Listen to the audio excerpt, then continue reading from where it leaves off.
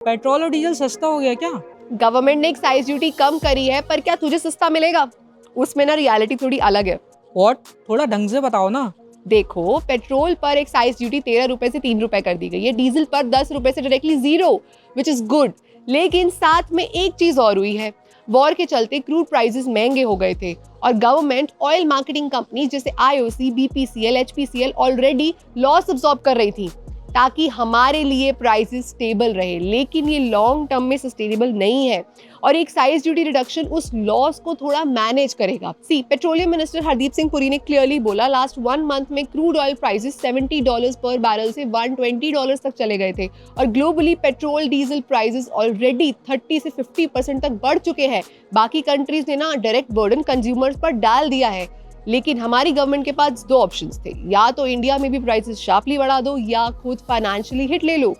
Government ने second option choose किया। Oil already महंगा है, कंपनीज ऑलरेडी लॉस में हैं। अगर एक्साइज ड्यूटी कट नहीं होता तो यहाँ प्राइसेस और ज्यादा बढ़ते। ये मूव प्राइस कम करने के लिए नहीं है, ये मूव प्राइस बढ़ने से रोकने के लिए है। इनफैक्ट कुछ प्राइवेट प्लेयर्स ने ऑलरेडी 3 से 5 रुपए पर लीटर प्राइसेस बढ़ा दिए थे। तो गवर्नमेंट बेसिकली प्राइस शॉक को अब्सॉर्ब कर रही है।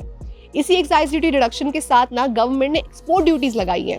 डीजल पर 21 रुपए, एविएशन टर्बाइन फ्यूल पर 29.5 रुपीज, ताकि फ्यूल इंडिया के अंदर ही रहे, एक्सपोर्ट कम हो। अब एक्सपोर्ट ड्यूटीज लगाने से ना लार्ज प्राइवेट रिफाइनर्स जैसे रिलायंस इंडस्ट्रीज जो इंडिया का काफी फ्यूल एक्सपोर्ट करते हैं, उनका एक्सपोर्टेड ऑयल बाहर महंगा हो जाएगा। तो कंपनीज एक्सपोर्ट कम करेंगी और डोमेस्टिक मार्केट में ज्यादा सप्लाई रखेंगी। सी, फ्यूल प्राइस सिर्फ सेंटर डिसाइड नहीं करता है, स्टेट्स भी डिसाइड करते हैं। स्टेट्स वैट लगाते हैं। गवर्नमेंट ने स्टेट्स को बोला है कि वैट कम करो। अगर स्टेट्स रिड्यूस करते हैं तब जाके एक्चुअल प्राइस रिलीफ मिल सकता है। गवर्नमेंट ने ना फिलहाल ये 3 चीजें मैनेज करने की कोशिश करी हैं। कंज्यूमर प्राइसेस कंट्रोल में रहें, ऑयल कंपनीज कोलैप्स ना करें, इन्फ्लेशन कंट्रोल में रहे।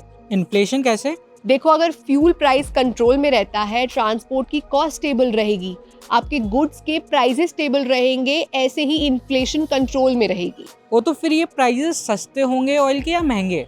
देखो, शॉर्ट टर्म में ना फ्यूल प्राइस स्टेबल रह सकते हैं, लेकिन लॉन्ग टर्म डिपेंड करेगा ऑयल पर। अगर क्रूड और बढ़ता है, ये companies price hike pass on कर देते हैं, फिर बढ़ सकते हैं। बट क्योंकि ये गवर्नमेंट कंपनीज हैं तो चांसेस थोड़े कम है। Investment in the securities market is subject to market risks. Read all the related documents carefully before investing.